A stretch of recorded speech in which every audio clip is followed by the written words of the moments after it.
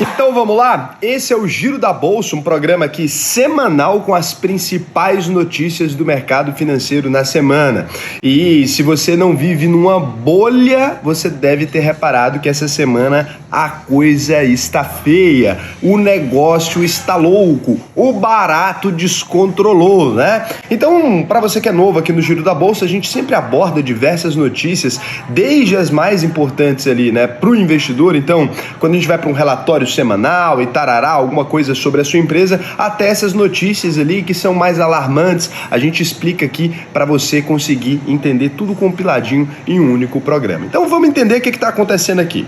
O Ibovespa abriu a semana com 114.646,73 pontos e acabou fechando em 106.296,18 pontos. Foi uma queda nada marginal aí de 6,87% na semana. Boa parte dessa queda foram nos últimos 2 dias da semana, na quinta e na sexta-feira. E o que aconteceu? O que aconteceu foi que o Paulo Guedes, o nosso posto Ipiranga aí, decidiu furar o teto de gastos, e quando ele tomou essa decisão para poder pagar ali o Auxílio Brasil, que o Bolsonaro quer fazer, né, distribuição de renda aí, por conta dos aumentos do gás e tarará, quando ele decidiu que furaria o teto de gastos, que é aquele limite, né, do que o governo poderia gastar de dinheiro, o mercado ficou ensandecido, o mercado ficou doido, começou a pressionar o governo muito fortemente, e começou a rondar aí nos ouvidos de algumas pessoas, né, lá na Faria Lima, que Paulo Guedes poderia cair do cargo. No momento em que teve essa menção de que Paulo Guedes poderia cair do cargo, o descontrole ficou ainda pior, o mercado começou a cair loucamente, até que apareceu Bolsonaro e Paulo Guedes abraçadinhos ali lá na coletiva de imprensa, e aí com isso o mercado se tranquilizou um pouco mais. Então, deixando o cenário político aqui um pouco mais de lado, porque eu já fiz um vídeo só sobre esse assunto, vamos abordar o que aconteceu de fato na semana.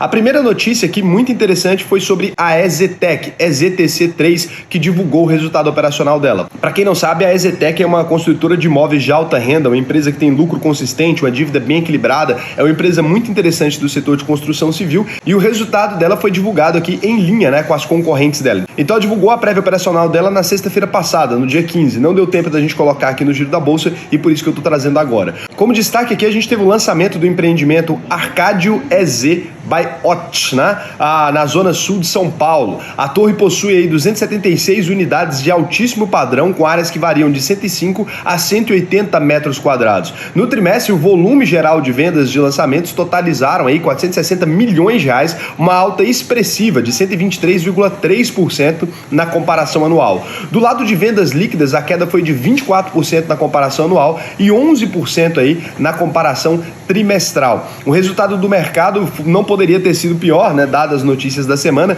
16,89% de queda nas ações de EZTEC, fechando aí a R$19,78, né? Não foi um número muito positivo, não.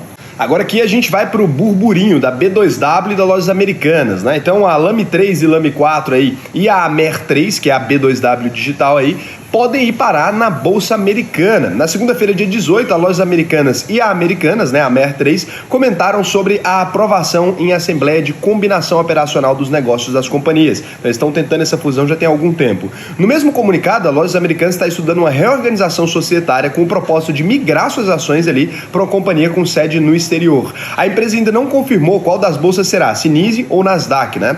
Além disso, no comunicado diz que nenhuma decisão foi tomada até o momento e que novas informações serão divulgadas aos acionistas. Para quem não sabe ali, a B2W Americanas, né, e a Lojas Americanas já tem funções quase juntas na prática. Eu questionei alguns funcionários a respeito desse assunto e disseram que não teria uma mudança tão severa. Agora, para você que é acionista de uma dessas duas empresas, se elas decidirem realmente ter sede no exterior, a coisa muda e a gente traz novas informações aqui. A reação do mercado da notícia foi a Lame 3 aí fechou com 2,63% de queda a R$ 5,56, mas a queda não foi motivada por isso, foi mais no fim da semana, relacionado mais às notícias do noticiário político, né? E aí a Amer 3 fechou a R$ 33,72 com uma queda de 11,96% aí. Aqui a gente tem a prévia operacional também da MRV E3, que era uma prévia operacional extremamente aguardada. Para quem não sabe, a MRV trabalha com vendas de imóveis para classe C e D ali, né? Então, por isso, era um resultado muito aguardado, porque ele mostra também como o mercado está reagindo nessas classes, o mercado de bens duráveis, né? Então, seguindo a temporada de prévias aí das corretoras, a MRV MRVE3, anunciou na segunda sua prévia dos resultados trimestrais. O maior destaque foi que a empresa fez a maior venda de ativos da sua história em um trimestre, nos Estados Unidos, na região da Flórida, por um valor de 669 milhões de reais. No consolidado do trimestre, a empresa lançou um volume geral de vendas, o famoso VGV, que é muito observado em empresas de todo o ramo imobiliário, de quase 2 bilhões de reais, o que representa um crescimento de 0,5%. Como resultado, as vendas líquidas tiveram um crescimento aí de 2,4%. Do lado das notícias negativas, né, nem tudo são flores ali, a divisão mais impactada foi o que corresponde aí ao Casa Verde e Amarela, antigo Minha Casa Minha Vida, que teve uma queda de 10% no VGV lançado, além de uma diminuição de mais de 30% no VGV de vendas líquidas no trimestre. Isso aqui te dá uma noção não só de como está o mercado para a MRV, mas te dá uma noção de como está o mercado de modo geral. Essa queda é muito abrupta no consumo de bens duráveis da classe C e D, ali não estão comprando casas, e isso mostra para você como que vai vir o resultado de empresas de setores que trabalham com essa fatia também da nossa sociedade, né? Então, fechamento aí com 13,96% de queda, já tinha caído na semana, o noticiário político terminou de arrastar ela para o limbo ali, fechou aí a R$ 10,54. Lembrando ainda que o aumento recorrente da taxa Selic, como tem subido agora, impacta diretamente nos números das empresas aqui do setor imobiliário. Então já era previsto também alguma queda, eu achei até mais acentuada do que deveria, mas já era previsto. A gente vem aqui agora para Vale, né? Vale 3, que soltou também a prévia operacional dela. A maior mineradora do Brasil e uma das maiores do mundo aí, a Vale, divulgou na noite de terça-feira sua prévia operacional. Um dos principais destaques aí foi o aumento da produção de minério de ferro e carvão de um lado e do outro uma forte queda nos preços de minério de ferro. O relatório de produção da empresa indicou um montante de 89,4 milhões de toneladas de minério de ferro no trimestre, correspondente a uma alta de 18,1% na comparação trimestral. Outro destaque foi que houve uma maior compra de terceiros, embora proporcionalmente menor do que no trimestre anterior, 5,8% da produção total no terceiro trimestre de 2021 e 6,2% no segundo trimestre de 2021. Com a fábrica atingindo sua capacidade total aí de 6 MTPA, né, que seria milhões de toneladas por ano, após a retomada no processo de beneficiamento do segundo trimestre de 2021. A Vale fechou aí a R$ 76,08, uma queda de 4,79%, uma queda bem expressiva. A gente tem agora vendas do Carrefour, né, CRFB3, no terceiro trimestre de 2021. Um dos maiores atacadistas do Brasil aí, o Carrefour, fez a divulgação do seu relatório de vendas na noite de terça-feira dessa semana. Assim como a gente tem a MRV como um grande parâmetro, o Carrefour ele está em praticamente toda a cidade, ele é um dos maiores mercados das principais capitais do Brasil. Então, assim, quando a gente olha para esse resultado também pode te dar ideia de diversos outros resultados do setor, né? No consolidado, a empresa atingiu 20,8 bilhões em vendas brutas no trimestre, um crescimento de 7,7% na comparação ano a ano, e teve também como destaque o volume de vendas do atacadão com um crescimento de 14,3% no trimestre. Do lado das vendas brutas ali, aqui também a gente está considerando o setor de combustíveis, né, do Carrefour Varejo aí, totalizaram então 5,3 bilhões, uma queda de 8% em relação ao mesmo período do ano passado. Do lado do Banco Carrefour, o faturamento teve uma alta de 26% na comparação ano a ano, atingindo 12,3 bilhões de reais. Nas iniciativas digitais da companhia, o volume bruto teve uma queda de 20% em relação ao ano passado, o GMV teve um total de crescimento de 52%. O resultado não era o que o mercado esperava, apresentou queda na liberação do resultado na terça, né? Abriu quarta já pipocando, estralando, e agora o noticiário político terminou de derrubar 9,27% de queda nas ações de CRFB3 na semana, fechando aí a R$ 16,83. Isso aqui dá um bom indicador pra gente, MRV e Carrefour com números abaixo, né, do ano passado, no mesmo período. Claro que no ano passado tinha muito de uma motivação do auxílio emergencial que estava sendo distribuído. Esse ano o auxílio já foi bem menor, ele voltando agora. A tendência é que inicialmente a gente veja uma melhoria nesses números. É claro, a gente sabe dos inúmeros impactos que a gente vai ter por conta disso, mas do lado aqui a gente sabe que aquele ano, né, foi muito motivado por isso também. Então, relatório de produção e vendas da Petrobras, PETR3 e PETR4, a maior empresa brasileira de petróleo, a Petrobras, divulgou na quarta-feira o seu relatório de produção e de vendas, né? A produção se manteve estável, contabilizando aí 1.932 milhões de barris de petróleo por dia. Já o volume aí total de vendas no mercado interno apresentou um crescimento de 10,5% no mesmo período, impulsionado pelas vendas de gasolina, diesel e QAV, né? A produção total de óleo e gás atingiu 2,830 milhões de barris equivalentes de petróleo, MBOED, por dia no trimestre, um recuo de 4,1% em relação ao mesmo período do ano passado.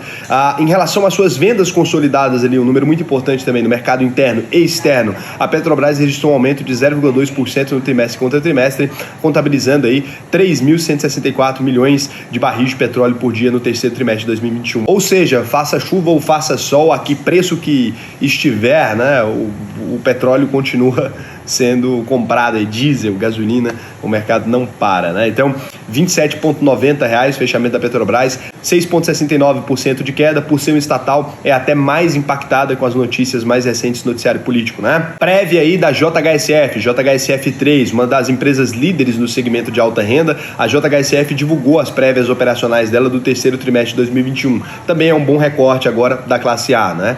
As vendas líquidas contratadas no segmento de incorporação da JHSF foram de 333,7 milhões no terceiro trimestre de 2021, um crescimento de 46,2% no acumulado dos 9 primeiros meses desse ano, né? As vendas consolidadas dos shoppings da companhia apresentaram um crescimento de 74,1% na comparação anual. Os hotéis de lazer continuaram com altas taxas de ocupação, com destaque para 71,4% de ocupação do Hotel Fasano Boa Vista, ou seja, mercado para classe A tá aquecidíssimo, venda de Porsche no talo, o pessoal da classe A continua com dinheiro, continua gastando como se não houvesse amanhã. No segmento de gastronomia, houve 12,2% de aumento aí no número de couverts vendidos e no couvert médio comparado com o terceiro trimestre de 2019. O aeroporto, né, São Paulo Catarina, que é o aeroporto executivo internacional deles, aumentou 89,7% o número de movimentos e 129% em litros abastecidos, comparação com o terceiro trimestre de 2020. Números interessantes aí, acabou caindo por conta do noticiário político, 8,35% de queda, fechando a R$ 5,38. Um bom número aí para todas as empresas. Isso aqui você pode tirar como referência Vivara, todas as outras empresas que trabalham com o segmento aqui de classe A. A gente sabe já que os resultados, pelo menos numéricos deles ali, devem vir bem interessantes, né?